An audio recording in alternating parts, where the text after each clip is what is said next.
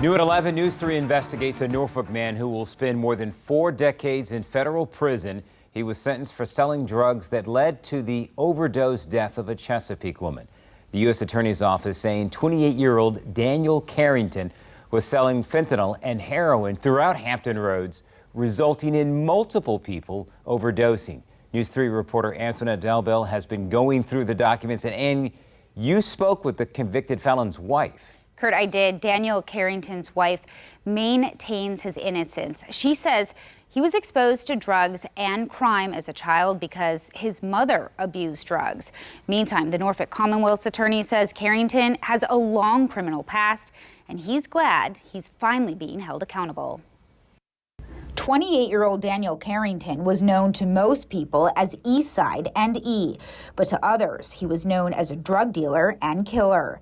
Federal authorities say he was selling heroin and fentanyl for several years, and in 2019, just 2 days after Christmas, his peddling led to the overdose death of a Chesapeake woman known as DJ. I'm sorry it happened, but I just feel like I still feel he's not guilty about it. Alexis Carrington is Daniel's wife. She says the evidence in the case doesn't add up and her husband has been wrongly convicted. He was incarcerated majority of the time that they said that he was doing these dealings. According to court documents, federal prosecutors say the Norfolk man would buy the lethal drugs in Baltimore, Maryland, bringing them back to sell in the Tidewater area.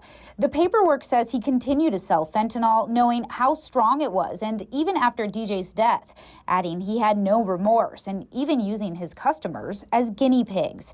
Assistant U.S. Attorney John Butler, who prosecuted the case, saying the callousness is hard to overstate.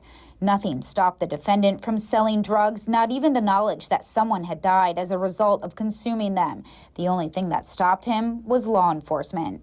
Prosecutors say Carrington rapped and bragged about selling dope and wore the role of drug dealer like a badge of honor. We don't forget. We may not be able to prosecute every case, but the criminal intelligence that we gather endures, and eventually we catch up with people. Before DJ's fatal overdose, Norfolk Commonwealth's attorney Rahman Fadahi says Carrington was charged with 2 separate murders in Norfolk. Prosecutors, however, later dropping the case after witnesses were too afraid to come forward. Fadahi says he's working with police to hold others like Carrington accountable and stop the flow of illegal drugs. I constantly worry. We need more help for medication-assisted treatment. We need more help for harm reduction. We need more help for overdose prevention. Carrington, a father of 2 children, has been sentenced to 45 years in federal prison. His wife saying he plans to appeal. He just wants to say, he doesn't want anybody to cry.